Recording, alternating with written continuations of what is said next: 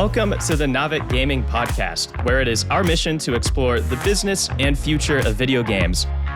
We bring together the industry's brightest builders, investors, and thinkers to keep a pulse on current events, dissect emerging trends in games, share lessons learned, and have a great time.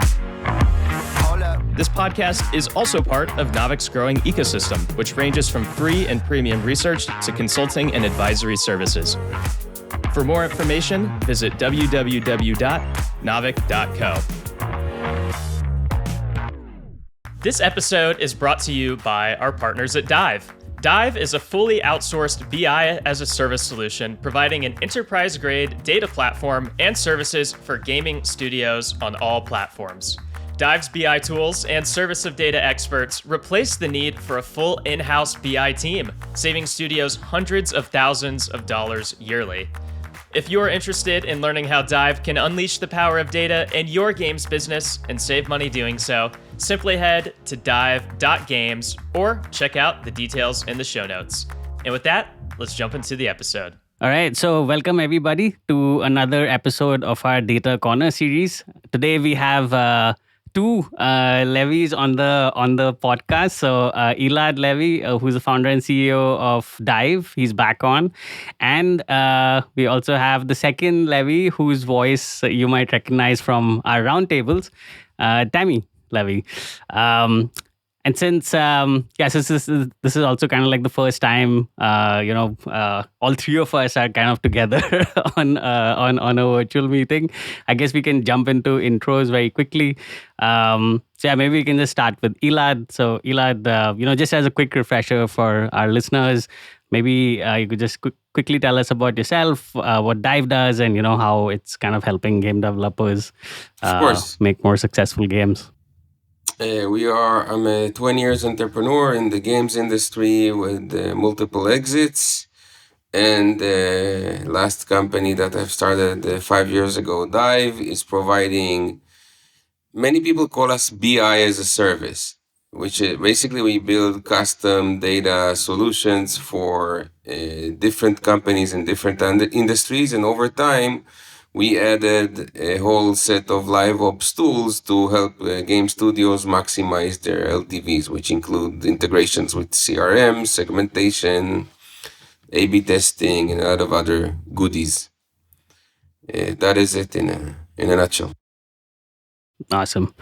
And Tammy, it's kind of been a while since you told listeners about your background and what you're doing today. So maybe today is the day to refresh everybody about you and what you're doing in the industry.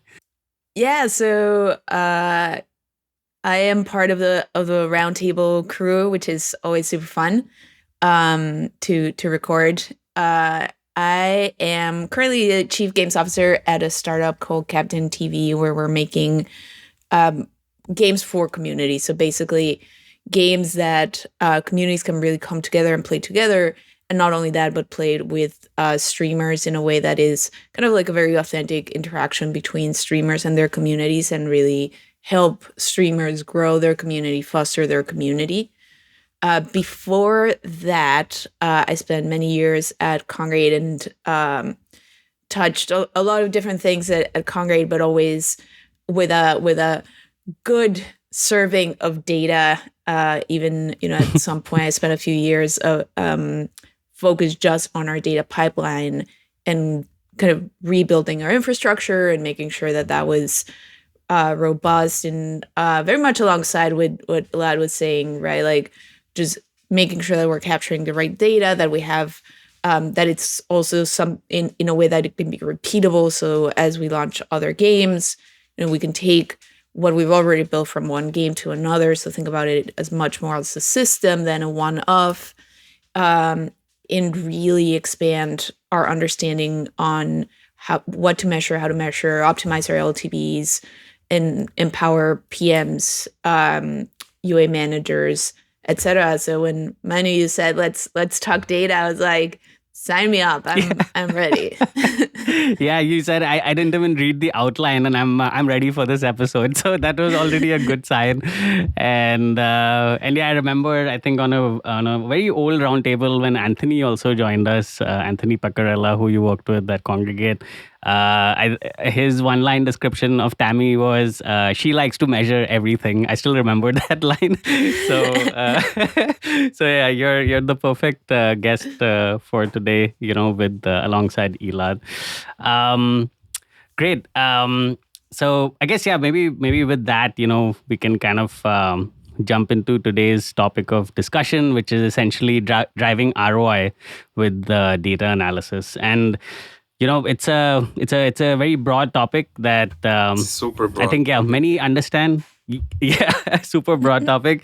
I think many in the industry also understand quite instantly, that it has a lot of value, but not so many people maybe understand like how to engineer it, in their gaming studios. So we'll be trying to dig into that a little bit more, and a mix of strategic and tactical discussions today. At least for me, the way I think about ROI from data analysis, it just goes beyond simply analyzing the data, but really ends up covering the entire activity funnel. So, for example, it wouldn't be ROI effective when product teams don't know how to talk to the data team, or data teams don't know how to showcase results to the marketing team. Or another example would be, how data analysis cannot occur if budgets aren't allocated properly, or the proper data tooling doesn't exist across various teams. So yeah, it's a really bigger topic in my eyes. And in today's episode, we'll just try to understand various parts of this entire value chain. But yeah, to kind of kick it off, I'll start with a very broad question. So feel free to answer it, how you guys see fit. We can dig into separate parts. But yeah, the first question is, from or something that I just think about a lot is, how should game teams really think about setting up their data pipelines, teams, and budgets? So yeah, like I said, broad question, can take it one by one. But yeah, maybe Elad, if you'd like to go first. Yeah, I am a huge fan of keeping things as lean as possible, because it can be small game studios, it can be big game studios.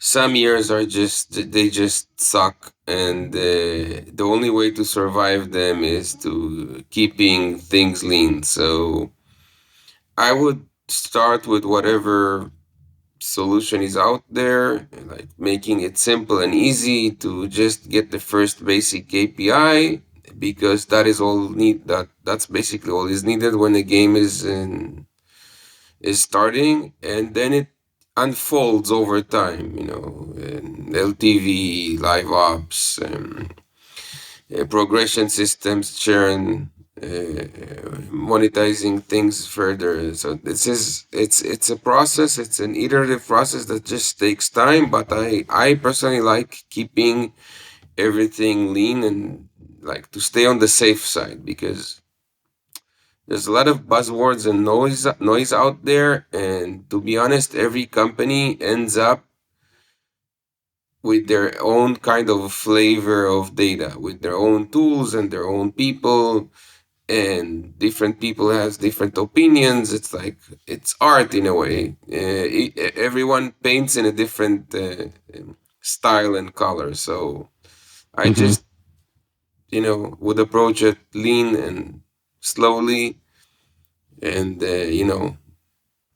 as the game evolves and more budget is available, then you can start considering adding more I don't know, people, tools, complexity. Yeah, exactly. Yes. Right. Yeah, and I think that one to jump off of that, one of the things that you mentioned is it's an iterative process, and that's always how I've thought about it. When in the early days of developing what we called our kind of standardized schema back at Congregate, we thought about it in even that way of having tiers of analytics that we're tracking, and having something that's very easy to understand in terms of early on, what do we actually need to measure in the game? Let's only set up analytics for that piece. So talking about, can think about it as a funnel, or you have to have a real goal of what you want to measure at what stages. And that really is going to be a good guiding principle on how much complexity to add. Like, you don't need to have hooks for all of your game economy when you're first launching the game and just seeing our players going to come back for another session. Like, if that's the question they're trying to answer, you don't need a bajillion different hooks and tracking and granularity and segmenting. Saying. That's so true. So less is more. Yes. Yeah, and I think that part of it also comes with being true. It's kind of like a little bit of a chicken and egg with the things that you ask, man. You have your team versus your budget. But you have to be true to yourself about, am I going to act on this data? Like, do I have people who can look at this data, understand it, and act on it? If not, don't collect it. Don't even bother. I mean, yes, you can collect it and have it for a later date, but you have to be true to yourself, to the size of the team, what your capabilities are, how much are you going to be able to act on that data, and from there decide what tools should you use to instrument, your data pipeline. I think that teams that have gone through the process multiple times will probably have a stronger feeling of implementing and instrumenting their own data pipeline. For newer teams, I would always, or even when you're a startup or early on, I would always recommend, even if you've been around in experience, find a tool that helps you capture that data very easily, very quickly, because you'll have the data to empower you and continue iterating quickly. You can make things complex from there as much as you want, right? Like, you can add complexity and layers of complexity at any time. No, I love what Tammy said, because we had several cases like that we meet clients and the developers decided to track, hundreds of events. Now, more events is more complexity because it's more data, it's more storage, it's more QA because someone should actually validate that this data is correct. So every event that you add is more QA, even though a lot of people are ignoring it. So it's very often for us to just delete everything and say, okay, let's take, 20 events, the basic stuff, the basic things. Just a few, like a handful of events. In our case, in the case of Dive, the SDK, and that happens also with many other companies.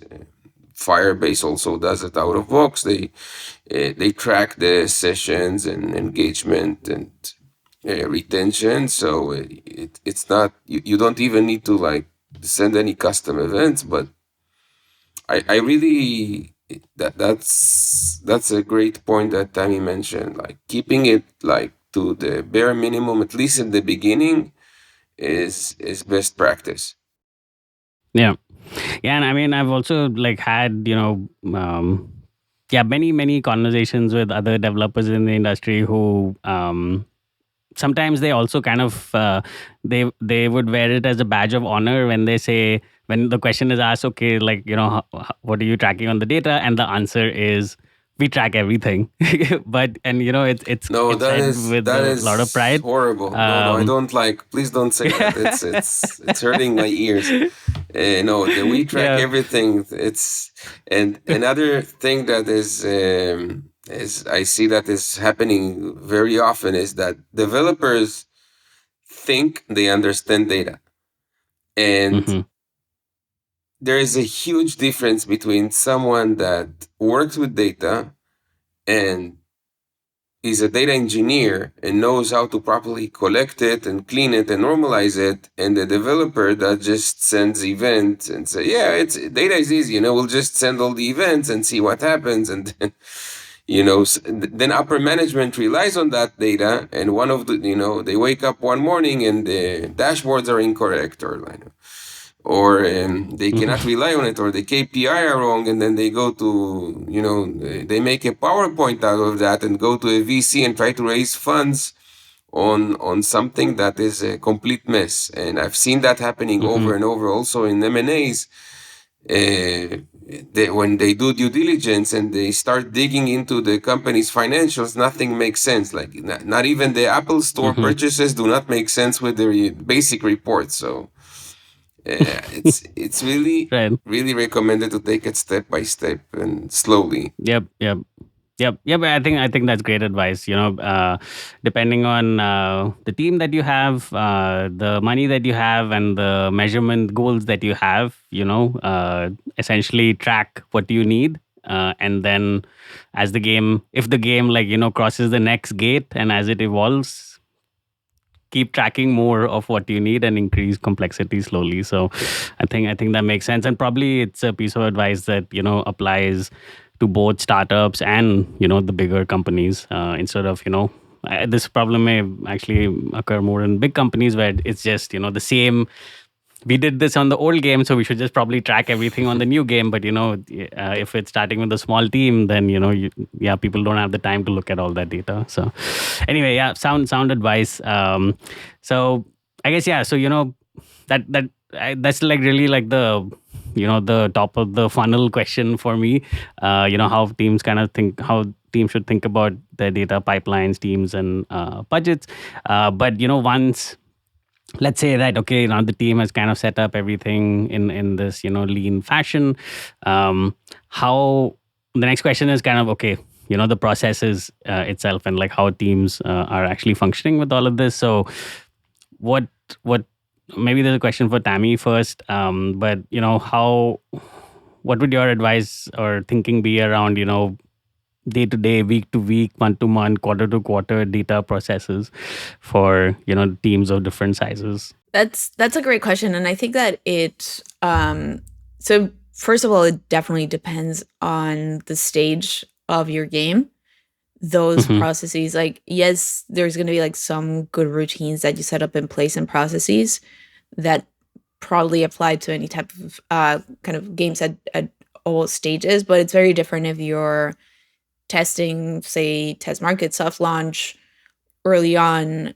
Like, those routines will look very different than when you're first launching the game, trying to get, potentially grow the game, start to get into kind of like your live ops cadence. And then once you get into live ops cadence, like that gets into a much more like routine, day to day, week to week, month to month, like predictable routine. You effectively should get to that. But I think it also goes back to the question of like what are the goals, right? Like what are your goals every day, and what can you act on, right? So you're not going to be checking metrics on a daily basis. Like you could get obsessed refreshing dashboards, but looking at metrics that you can't act, today. If it's something that it's not going to give me information that I can act on today, it should not be part of like my daily routine, right? And of course, there's like some best in class. I wouldn't even say best in class, but like standardized metrics that you look at in dashboards that you would look at these days in most companies, right? Like you want to every day you just want to be monitoring the health of your game. You don't want to come, wake up one morning and see, DAU has tanked and not, have it go for like 2-3 days and not have a flag or not realize that that's happening, right? So you want to look at like your daily metrics and make sure that your game is doing well. It's stable. It's like, you're able to identify any odd behavior from the baseline that you're expecting. From there, once you go into like week to week, month to month, it really depends on the cadence of the game, right? So on a weekly basis, like I think that's where like the unique live ops for each game start hitting, right? So if you launch weekly events, you want to make sure that your weekly events are performing as you expect. And here it's also where you start tying user acquisition, right? Like user acquisition has to be part of those routines because I've seen it many times where you have your PMs that have like a very good like routine. They come in, they check their dashboards. They see, let's do ARPDAO as like a blanket metric that can be controversial because some people love it, some people hate it. But let's say your ARPDAO tanks and they're freaking out, right? Like they triggered an event, they had something scheduled in their live ops, ARPDAO tank. Oh my God, their hair's on fire. And what happened was that, your user acquisition team was trying some new campaigns, and, they brought in a bunch of kind of low quality, unqualified cohort of users. And like the answer would be very simple if you're like have the right processes and communicating between, the different folks that are like really servicing the game. So I'd say like that looks like at your weekly and starts to expand to monthly. I've had that issue happen to me many times where my entire day or even 2 days, sometimes even 3 days completely blew up because, just the something like this, ARPDAO tanked or some metric tanked, and, a full, what's the word, like a full wide scale investigation was initiated.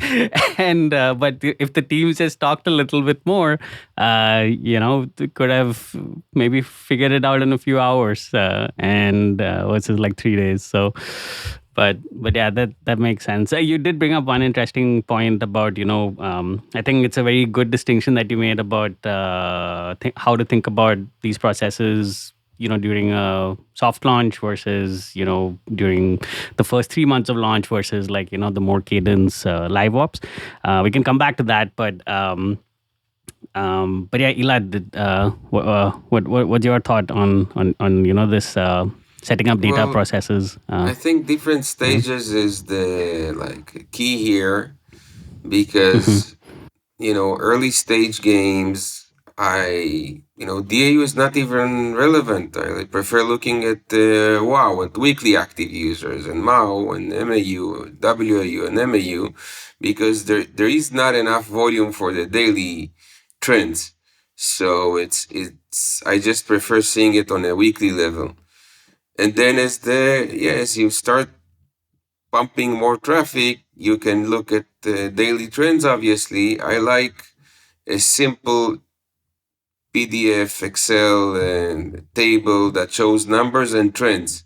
Like the last, for example, 2 weeks on a daily chart, you can see that without even a graph, just to see, and then a small indicator saying if you're going up, if you're going down against the average, so that you can see if something happened, because what Tammy mentioned happens a lot in bigger companies, because the UA team is completely disconnected from the other teams, or one of the developers decided that he wants to push something to production because they have this cool new process where you can push to production whenever you want, and all of a sudden something is not working or the churn is spiking. But those are a ton of metrics that you add in like later stages, because if you have a sourcing money in, money out, a Mimo dashboard that you can see if, for example, there's you source too many coins because some crazy bug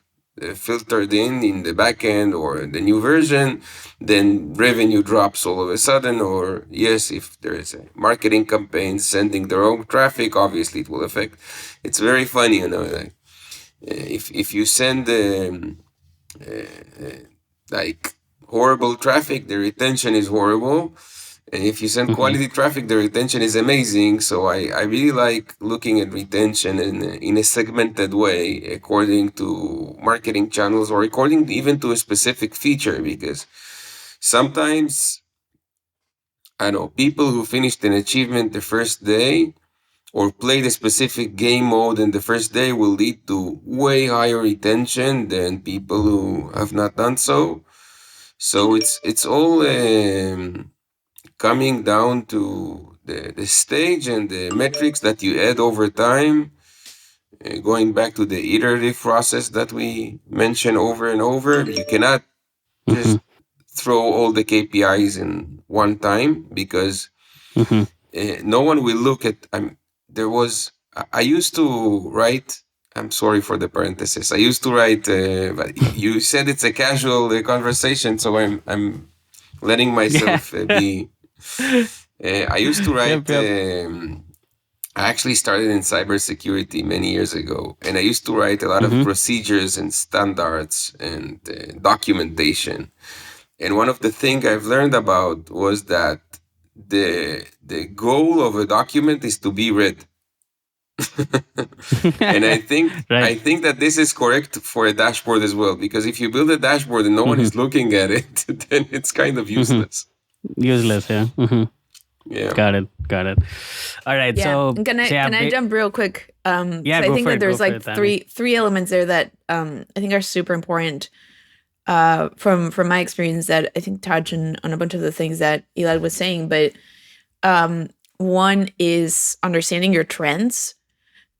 Two is understanding how you segment your players and the metrics that you're looking at, and this can be for like all the way to the top for like just executive reporting and, you know, going super granular into the game specifically.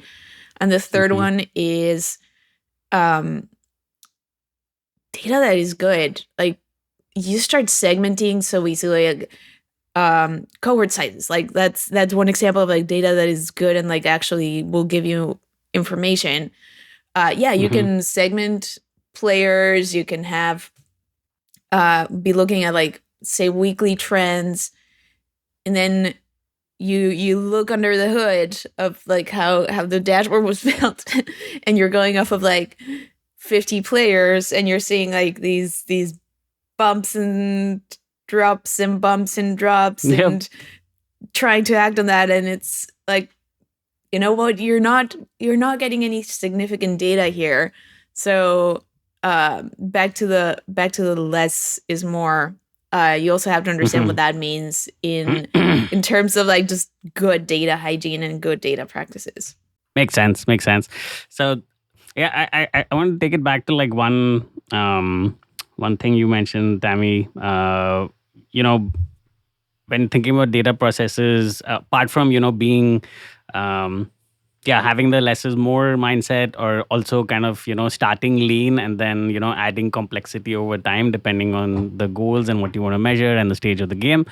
The stage of the game specifically was quite an interesting, you know, delineation that you made, and it sounded like, you know, there's a chance of more chaos existing in during the soft launch period versus, you know, a live ops period where, you know, people have, you know, learned about the game. Maybe the team has expanded, you know, processes have kind of evolved, learnings have been disseminated, and it's just more of you're more on a treadmill, and versus like in a soft launch where you're kind more of mature. like, the game is more mature. Yeah, more mature. Yeah, exactly. The ARPU is more stable. Yes, of course, everything is more. The KPIs are more. So like, I mean, on the soft launch side of it, you know, if this chaos or this imminent chaos is kind of foreseeable, how do you, for soft launches specifically during that period, what would you kind of think about to,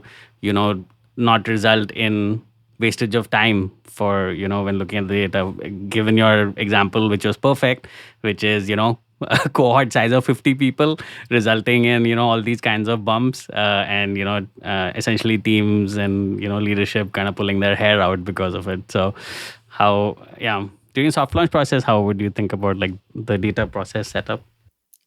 I think that this there's actually, like, when we talk about like even soft launch, here's especially during soft launch, there has to be like a very strong delineation between a big team with a big budget and a small team with not a lot of budget, because that's, you know, it's gonna give you completely different capabilities of what you can measure, how many players can you drive into the game, and just starting from that very kind of key point of like how many players can you drive into the game, how many players can you acquire. That will inform, how you operate during your soft launch. How much can you measure? Also in terms of, your own resources, team budget, team pressures, etc. It's like how quickly will you go from soft launch to global launch, right? Like do you have the resources to just keep iterating, to measure day 7, day 30, like really get into kind of deeper into, the funnel, which a lot of teams are advocating for these days because, we've, as an industry, we've been too focused on like optimize day 1, optimize day 1, optimize day 1 is like, and then what happens, right? So I agree with like the sentiment of like, hey, we need to look beyond that. But that's like a luxury that big teams with big budgets have. It's a runway. Small you need teams, runway for that. Yeah, you need runway, right? It's like if you're have 6 to 12 months runway, just to throw a number out there, you're not going to be able to get that deep into a funnel before you want to start, actually like launching the game, getting, monetizing the game, etc. So I think like that delineation is like super important. But even with, taking a step back away from that is what are the goals of it goes back to goals always for me. It's like, what are the goals of your soft launch? What do you want to measure? What do you want to answer? What do you want to prove? And have a plan ahead of time, like actually plan, have the questions that you want answered, understand what data do you need to answer those questions, and can you actually act on it, right? It's like if you're not going to iterate on the tutorial, like don't fool yourself in collecting every single step of the tutorial funnel. If you're like, no, my tutorial's good, we're just not going to change it, or for whatever reason, right? But so have a very clear goal in mind of like, what are you going to measure? Can you actually iterate on it and act on the data that you gather from, that part of the game, or, you like have a strategy. It starts with having a strategy, having your goals, setting targets, and back to like the good data practices. How many players do you need to be able to get a significant result for whatever you're trying to measure? Which is why, for example, like monetization becomes like pretty hard to measure for a lot of teams during soft launch, because if you think about, it's a mistake to look at monetization in the beginning. It's like you need like a huge user pool for it to be like a significant measure. So I've always, my philosophy around monetization, especially like during early, like when you first put into the game and like early soft launch, it's always been like, if there's purchase happening, that's a good sign. That's happiness. For a soft launch, that's happiness. Right? It's like, like I'm not going to look, like the number won't tell me anything, right? Like, but people are purchasing. Yes, they're interested in the game. Yeah. I want to add a few things here. I would actually want to bring it down to actual KPIs. I love looking at rolling retention in the beginning because sometimes people do not necessarily come back the next day. So it's easier to, it's an easier KPI to explain to VCs for your next round. And engagement, session length, those are things that you do not need D28. Forget about LTV and ROI, and this is like not the time. Monetization, definitely not the time. I would focus on session length and, rolling retention, engagement, and maybe no more than D7, because it all takes time, every UA burst that you do takes time to see how it affects, like people stay, they do not stay. And then there's a huge feedback, maybe not for this topic or maybe not for this podcast, but there's a huge feedback that comes from the community. Yep. a huge feedback, because sometimes a handful of players can give you a ton of information that data will not, because data will probably need more volume. So if you have a Discord channel, a Facebook fan page, somehow you communicate with those players, you will get a ton of insight for for a fraction of the price of having a huge team. So I would probably, focus on those metrics, at least in the beginning. Yep, makes total Yeah. sense. And one thing that I would caveat there with, at least in how, from conversations with teams in general, is like when you think about retention, like just know what kind of retention, because you said like, oh, I would focus on like measuring rolling retention. There's different points of view, like how should you even measure retention, rolling, hard, all sorts of different formulas around it. You just need to understand what it's like, the way that you're calculating, what is it telling you. So rolling retention, for example, like it helps you more understand churn, right? Like I'm not like specifically measuring like the day 1, day 7, that a lot of teams post, and like you're aiming for like that gold standard of like, oh, they hit that retention. But it's like, oh, I'm just like, I want to understand how where churn is, and like that type of measurement will give you that.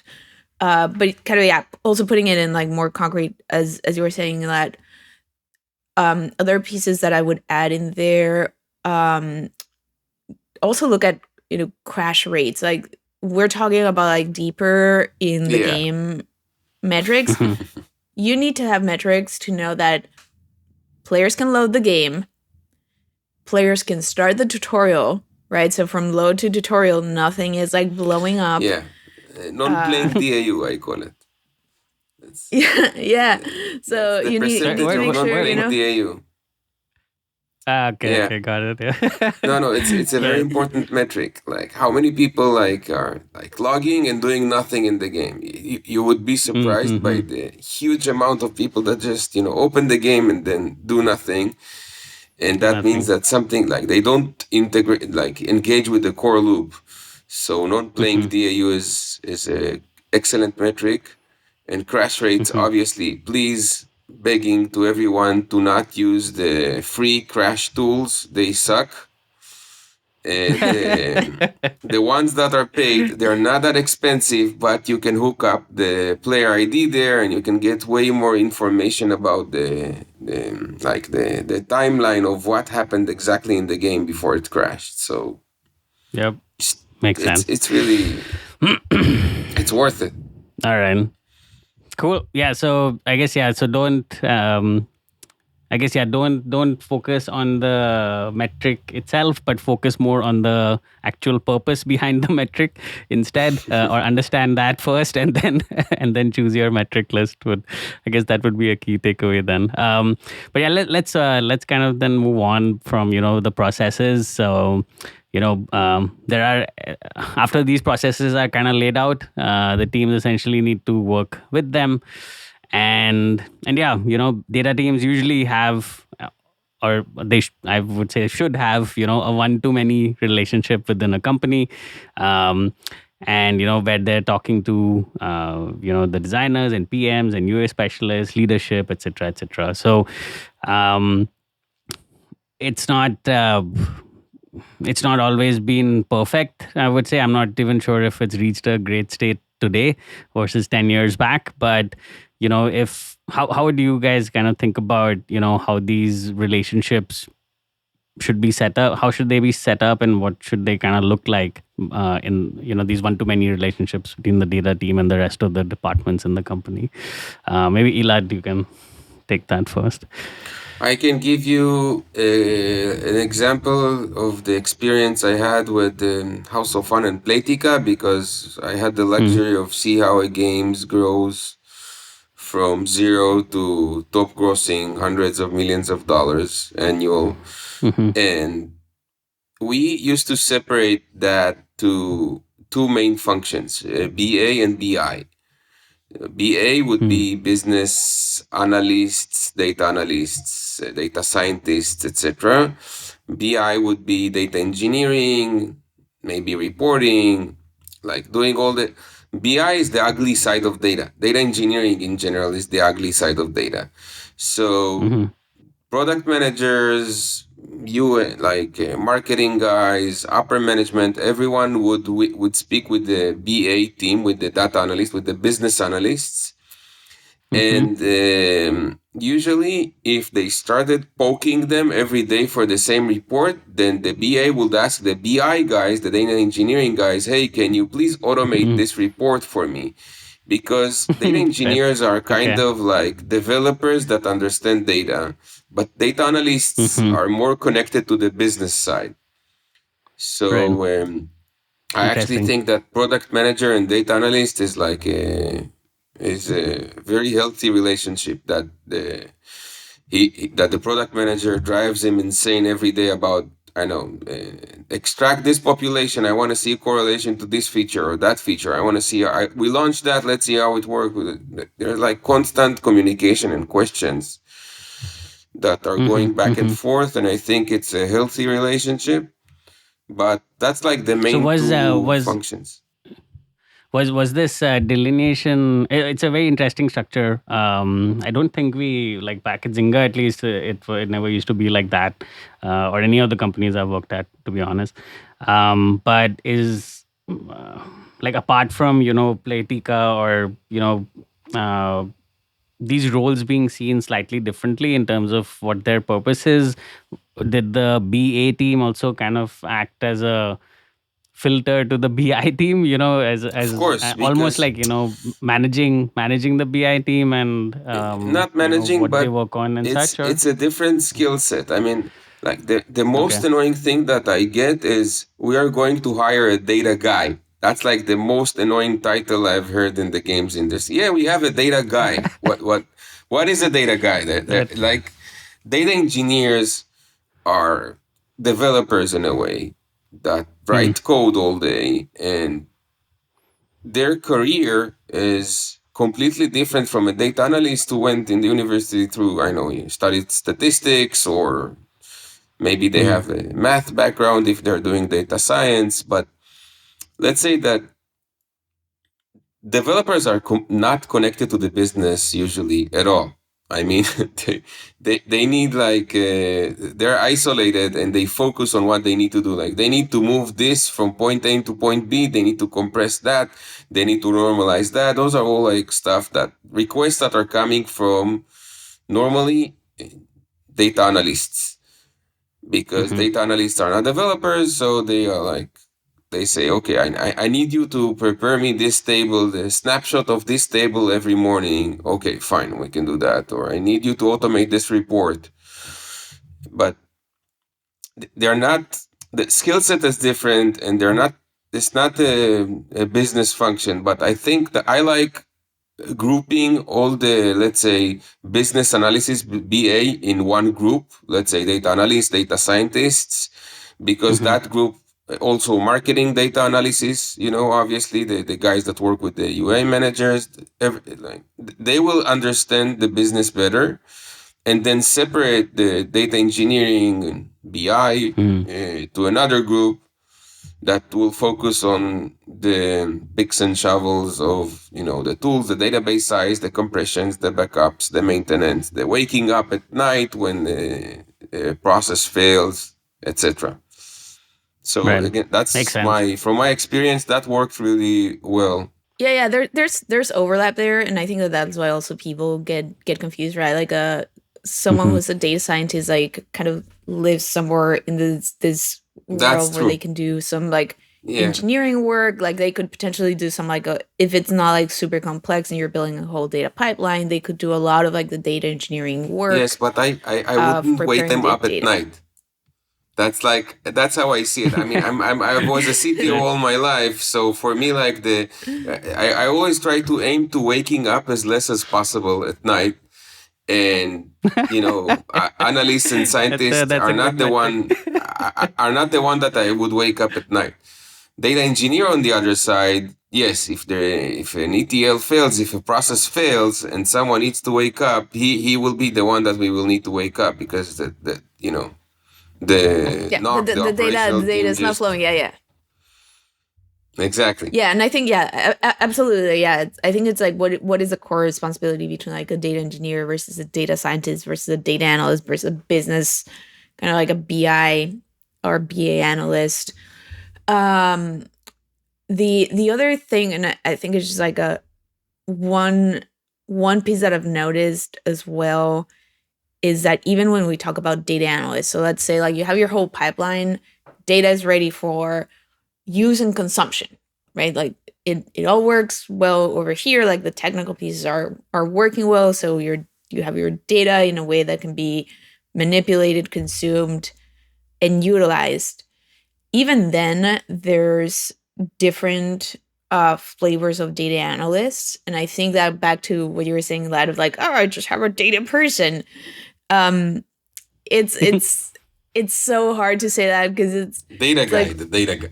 yeah, it's like your the data title. analysts, That's the like title. even your data analysts have like different strengths. Like I've worked with data analysts who are really, really good at dashboarding, and like they actually love it, right? So they're live and breathe, building dashboards that can be consumed by others, and making sure that works beautifully, versus data analysts that like doing deep dive analyses, and like you come with like a very complex question, and like they like going in and pulling the data and manipulating and figuring out how do I answer it.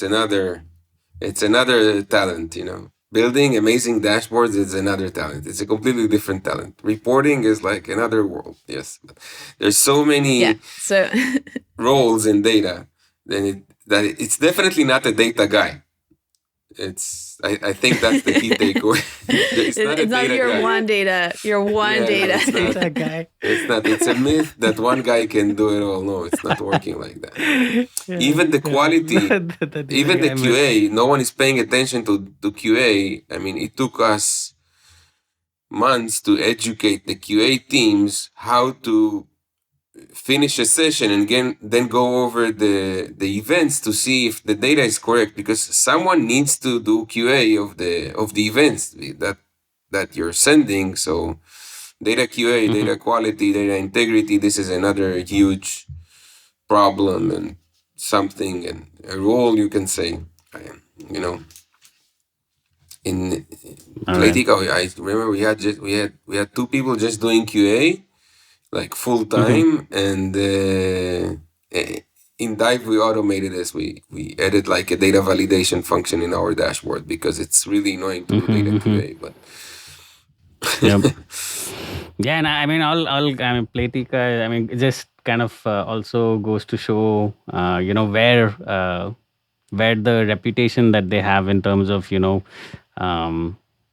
just being very particular about their data and applying their data to drive results.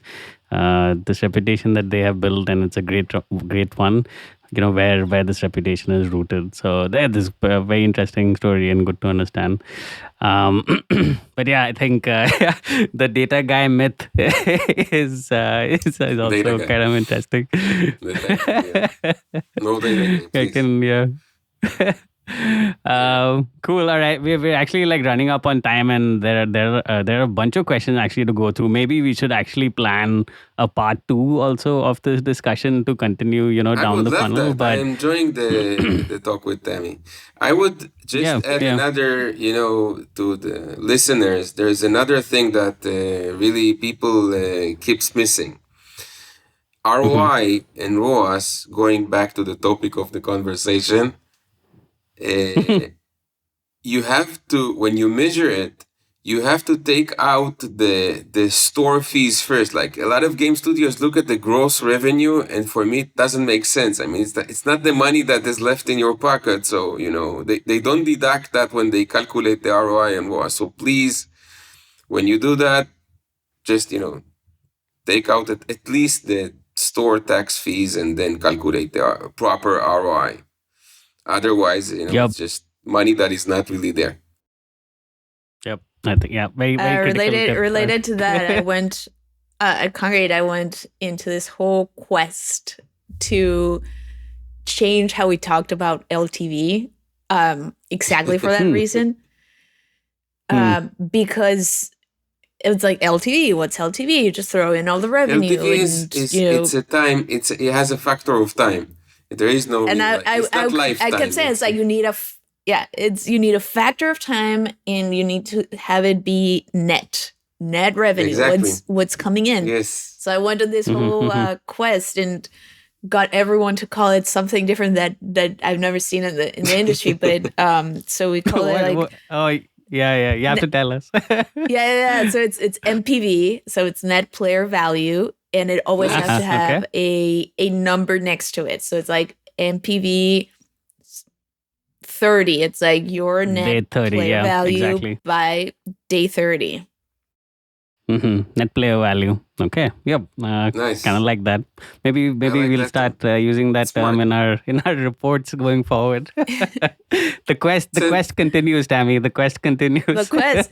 It's such because it's so easy to just put, like, it can be the difference between, you know, it being a good campaign and a bad campaign. Like it's that easy, right? It's like that minor thing, which is not minor, can screw you over. First of all. Second of all, are you talking about like a projected number or an actual number? That's a whole exactly. other. Don't get me started on that. Projected. That's a great point. Oh my god! That you see, you should have done this. Like it should have been a 1.5 hour talk. The projected thing, you know, I speak with companies sometimes. Okay. Next time. And I speak with companies sometimes, and they say, yeah, we have like, we get a 100% ROI on, 18 months. And I'm like, seriously, do you even exist for 18 months? Because building prediction models need historic data. You cannot invent data out of thin air. So you must run for a very long time so that you can build a predictive model. so if you take the line and you continue drawing it in air, and supposedly the ARPU will continue growing, yes, that will probably get there. But I've seen so many dashboards that the ARPU just goes flat after, 60 days, for example, and that's it. And it never stops growing because of live ops, or the content treadmill is not enough, or some other reason. But it's, kind of makes sense. Yeah. Yes, of course. Yeah, I'm just nice. I had to like really laugh a lot at that statement. Yeah, I can imagine a conversation, Elad and a potential client. Do you even exist for 18 months? But anyway, let's come back. I think we should definitely like plan a part 2. We can even kind of Tableau has a projected line that it continues, like you look at the dashboard, and when you activate the projection, they just continue drawing the line in air, but it's not real. It's not really. Yeah.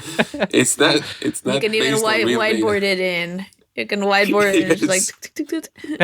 Yes, exactly. And to make it believable, I'm just gonna flatten it out a little bit towards the end. Yes. Yeah. All right. So I guess in part 2, we'll probably like jump into some of the other topics. Even further down the funnel. One of my favorite ones is how designers, PMs, and UA specialists should think about formulating the right hypotheses or questions that they would then go to the the data guy with,